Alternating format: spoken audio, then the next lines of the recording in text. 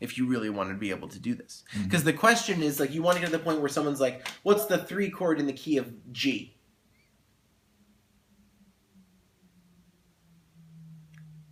B. B what?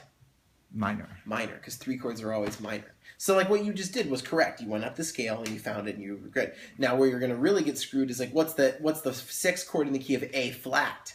I don't know that. Exactly, you don't know that scale, so you can't really do it. It's A flat, B flat, C, D flat, E flat, F, G, A flat. So those are all obscure scales. I know every scale. Yeah. Yeah. That's because you have to, because if you want to, like, because there are songs that switch keys. You might have a song where it's like the first part's in C and the next part's in E. So, like, you're doing like the 1 chord, 6, 4, the 5 in C, and then you've got 1, 6, 4, 5 in E, and like I want to be able to just say what I just said to you, and for you to just be able to know the 1 chord in E is E, the 4 chord in the key of E is A major, 5 chords B major, 6 chords C sharp minor. Okay, well, let's move it down a step because my voice is weird today. Okay, well, that means we got to put it in an E flat major. The 1 chord in E flat is E flat major. The 4 chord in E flat major is A flat major.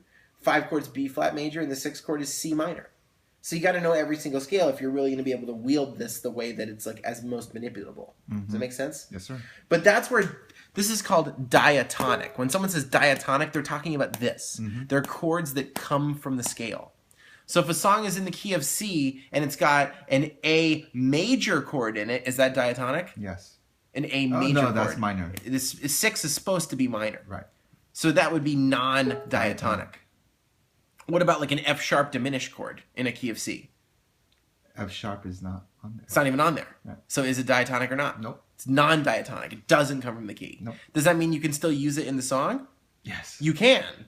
You just have to know what is diatonic and what's not. That's like looking out at a field of trees and some of them are blue and some of them are green. And I'm like, is that a green tree or a blue tree? And you have to be like, that's a blue tree. Like, it's just, it either is in the scale or it isn't. Right. And the only way for you to know if a chord is actually in a scale is if you know the scale. If you don't know the scale, you can't say like that's the 6th chord.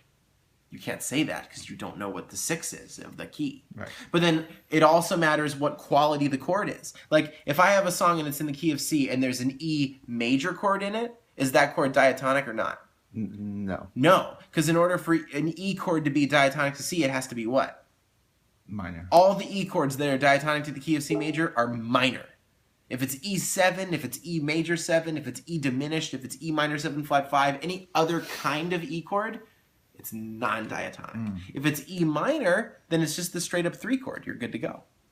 Doesn't matter. So like, what's the 6th chord in the key of A? Or sorry, in the key of C. What's the 6th chord? E minor. The 6th chord. Oh, A. A what? Minor. Is A7 the 6th chord in the key of C? No. No. A minor is the 6th chord in the key of C. The quality counts just as much. Because remember, the qualities came from the stacking of the notes. That came first. The scale came first. The scale is what tells you what kind of chords these are. For this to be an A7 instead of an A minor chord, it would have to have a C sharp in it. And that's not in the key of C, is it? No. So all of a sudden we've added this note that's no longer diatonic. So that chord is not diatonic. Doesn't belong to the key. So that's where that part of it comes from. So like chords in pop songs that are all like make sense and sound good. Why do they make sense and sound good? Because they're in the same key as the melody. They come from the scale that the melody was created with. So that's why, like, if you're writing a song in the key of C and you just want to go back and forth between the 1 chord, 2, 3, 4, 5, and 6, however you want to do it, they're all going to kind of work as long as the melody you're singing is from a C major scale. Because all those chords come from the C major scale. So it doesn't matter what you choose. However, you can be tactful, and there is a system at work that is going to help make better choices than you otherwise could. Because you've probably tried to write stuff before that kind of went nowhere, and you were like, I don't understand why this sounds bad. It's all diatonic. Here's what it is. There are 3 families that we separate these chords into. Tonic, subdominant, these are just names. They have nothing to do with the chords. And dominant. They kind of do, but I like to tell people that it doesn't, because usually people try to like, what does subdominant mean? This could be the purple group, the red group, and the green group. It just means that they're all different from each other. That's all it means. So, the tonic group subdominant group, and the dominant group. Basically, these are arranged from least tension to most tension. And it makes the music move forward when you skip back and forth between these groups. Now, the tonic family is the 1 chord, the 3 chord, and the 6 chord. Those 3 chords share a lot of the same notes. To transition between them does not create any sense of like the harmony is moving or like needing to be creating resolution. The 2 chord and the 4 chord belong to the subdominant family. That's the rising action family. That's like, it's kind of moving somewhere. Pre-chorus. Yeah, kind of, but like you can use all of these within a verse. This doesn't have to mean like you shouldn't connect it to like verse, pre-chorus, and chorus, because that's not what it means. It just means that when you're creating a chord change, you have a choice. It can stay flat and go nowhere. It can stay flat and then have little bumps of tension, like using twos and 4 chords. Or it can actually build all the way up to 5 chords with a lot of tension that needs to be resolved, and then when you come off of those 5 chords, you feel it. It just creates more motion. That's all it is. The dominant family is 5 and 7, but we don't use 7 that often, so I put it in parentheses. So, like, for example, I'm in the key of C, right? I'm writing my song. I got C, A minor, and E minor are all the tonic family chords, the 1, the 3, and the 6. So if I play those chords...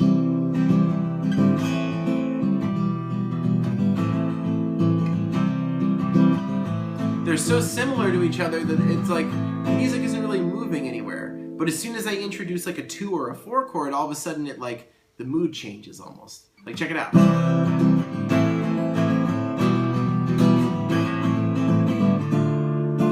Hear how it like kind of changed? Mm-hmm. Yeah, that's I put a 2 chord in there. I chose some rising action. And then a G chord is going to create the most amount of like, oh yeah, this has got to go somewhere. So like if I go like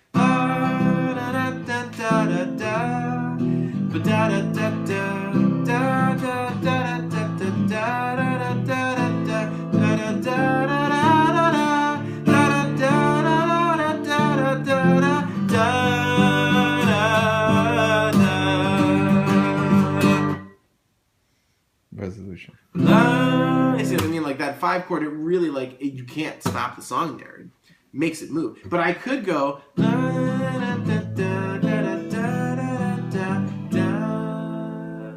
That doesn't feel nearly as like, oh my god, like keep going, as going like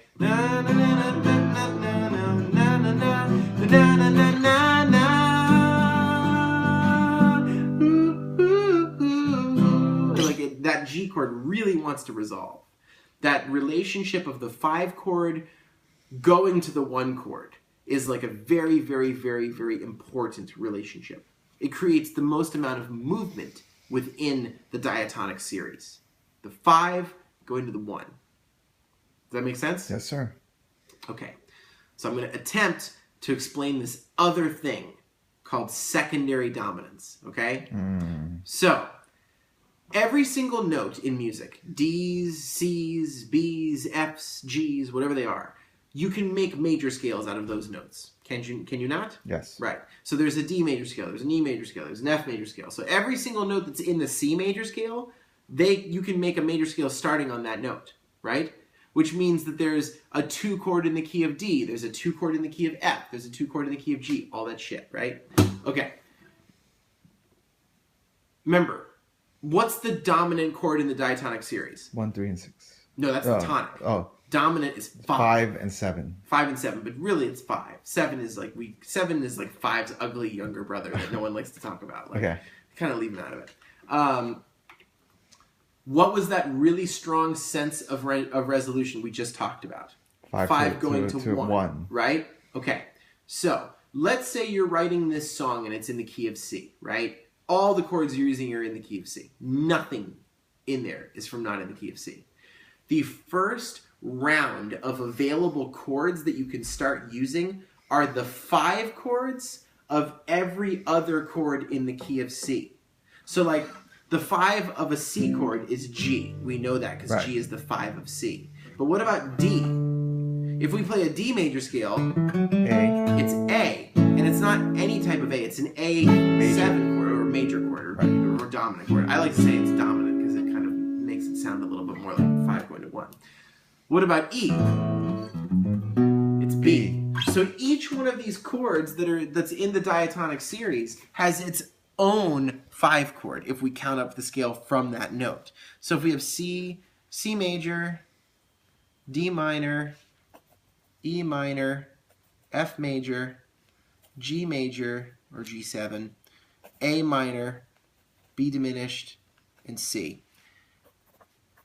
Each one of these chords has its own 5 chord. Now, for something to be a 5 chord and to actually fulfill this sort of tension resolution thing, can it be a minor chord or does it have to be a major chord? It could be any chord. No, it can't. It has to be a major chord. It has to be a major chord. Not here. I'm not talking about this. Like, yeah, each one of these chords is different and they all have their own 5s. Yes. I'm talking about the 5s that resolve to these chords. Yes, it has to be major. Has to be a major chord. Because the 5 chord, which is the dominant chord of a series, Is major. So to approach each one of these chords by their own 5, they have to be major chords. So like, what's the 5 of C? G. And it's a G major chord. Or you can use a G dominant chord. That'll make it sound even more tension resolution-y. What's the 5 of D? A. A. And what kind of A chord is it? Major. Yeah, or dominant. Okay, what's the 5 of E? E, F, G, B. B. And so on and so forth. C. C7. This is D7. A would be E7. We don't really care about B, but it would be F sharp 7. And then you're back to C. So, what this theory states is, if you are writing a song that's in the key of C, you can, to create an extra amount of tension and release, you can single out any chord you want and stick its own 5 chord right before it to create motion. So let's say I'm writing a song, and my song goes C major for a bar, and then it goes A minor for a bar, and then it goes D minor for a bar, and then it goes F major for a bar. That's my song. Cool? I'll play it for you. It's a really great song. It's going to be famous, I promise.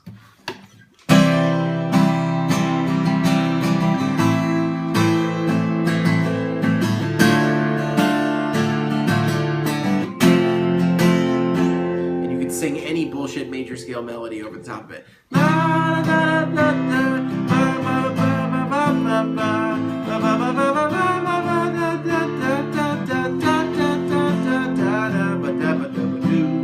Whatever you want to do. And then you feel like, well, this is boring as shit because everything I'm doing is in C, and like, what the hell? When am I ever going to get past the key of C? Like, what the hell? So, secondary dominance says that you can approach any chord in the diatonic series by its own 5, but you have to approach it. You can't just stick it anywhere. It's got to go right before the chord you're going to. So let's take a look at my chord progression. A minor is my second chord, which is right here. What is the 5 of A minor? E7. It's E7. Where can I stick this E7? Between C. Between C and A. And now you're going to create this extra amount of tension. Okay, so let's look at my F major chord. That's what chord in the key of C? C7. No. What chord is this in the key of C? Oh, 4. It's the 4. And what is the 5 of F major? C7. And where do we stick that C7? Between D and F. Between D and F. Now, my question to you is this. Is E7 diatonic to C? No. It isn't. Because diatonic means it comes from the scale. Correct. This E7, what is it? Is it diatonic? Oh, do you remember what this is called? Secondary dominance. So what is E7? It's the 5 of 6. It's a secondary dominant of A. So here's my song without the secondary dominance.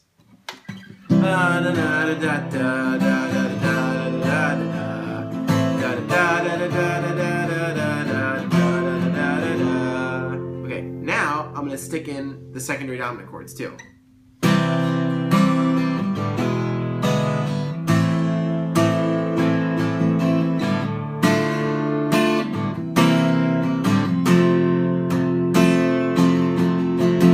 Does it sound incredible? Did it like open the gates of heaven and like angels sang and you no. like, now you shit money now? No, of course not. No, it's not that incredible, but it worked, didn't it? Yes. You didn't run into any problems where you were like, well, that chord sounds like shit. Like, no, it works. It does work. The principle is solid.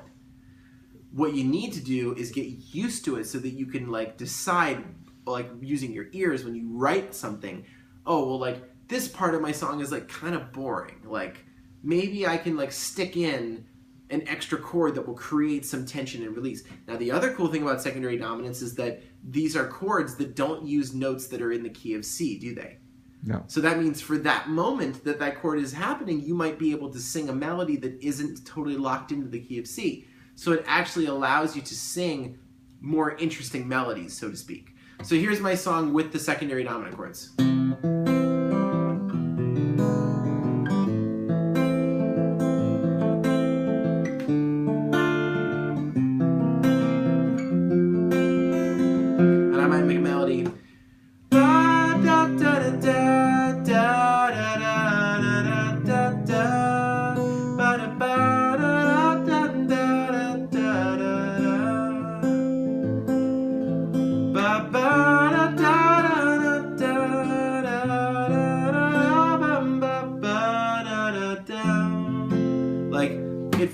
Up the ability for you to use notes that you otherwise wouldn't use, because on those chords that don't come from that key, you're no longer obliged to stick to the notes of that key.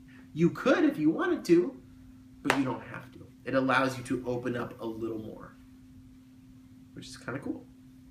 So like, here's an example of a song that you know really well that I'm gonna like fuck with and put secondary dominants in so you can see like what it does. Is it gonna make the song better or not? We won't know. We won't know. It could make it worse. Like, these are not just like secrets to like how to make your stuff better. It's not. Sometimes songs are meant to be just purely diatonic and amazing and great and they sound awesome. Sometimes songs, they want to have some secondary dominants and they sound kind of cool, but not always. So let's take like let's see, what's a song that I could like expand on? Trying to take like a John Mayer song that's like pretty simple.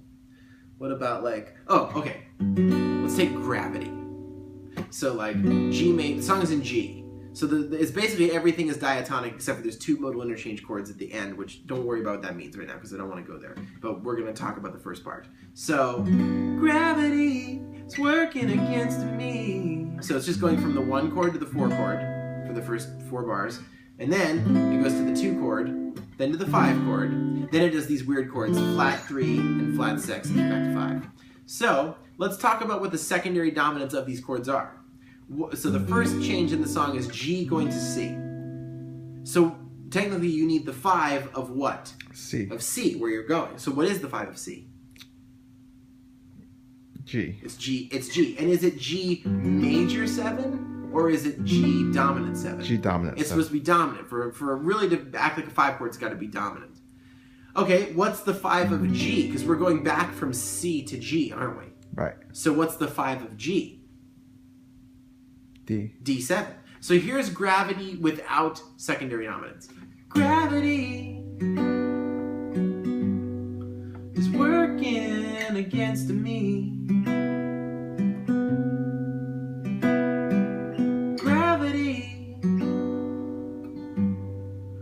Wants to keep me down. Now here's that same section with secondary dominants. I'm going to approach the C chord by its own 5 by changing G major into G7 before I hit C. I'm going to approach G major with its own 5 by going to D7 before I go back to G. And that sounds like this. Gravity is working against me.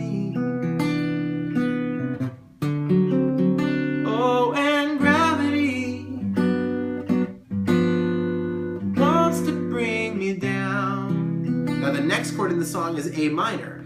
Oh, I'll never know. And normally it just goes straight from C to A. But does A have its own secondary dominant? Yes. What is it? E. E7. E7. So, gravity wants to bring me down. Oh, I'll never know. Do you see what I'm doing? Mm-hmm. I'm just expanding the chord changes so that every time I hit a new chord, I'm going to approach it by its own 5. And it doesn't always work, but it can if you make it. Theoretically, it works. So here is all of Gravity, the entire thing, with secondary dominants approaching every single chord. Gravity is working against me. Oh, and gravity wants to bring me down. Oh, I'll never know what makes a man with all the love that his heart can stand. Dream of ways to throw it all away. That last part sounded awful. Right. It was too much going on. So much going on. Right. But before that, it was kind of like working. In the verse, it worked. Because there was space for it. Right. And the melody made it work. Like, I didn't have any melody notes that rubbed. Like, this part, I'll never know what makes a man and all the love that his heart can stand. Stand. It's like, stand is a weird note on top of that chord. Dream of ways. That kind of worked. To throw it all away. It works. It's just so busy. It just sounds kind of crappy. But the other ones kind of work. There's a time and place for it. Yeah, there's space for it. Yeah. Usually when someone isn't singing, if you're not fighting a vocal melody, you can kind of do anything you want. It's cool. It's totally fine. But that's secondary dominance, approaching something by its own 5 to create extra movement. Let's kill it there for now. That's all right. That's a lot. 26 minutes of that. Holy shit, really?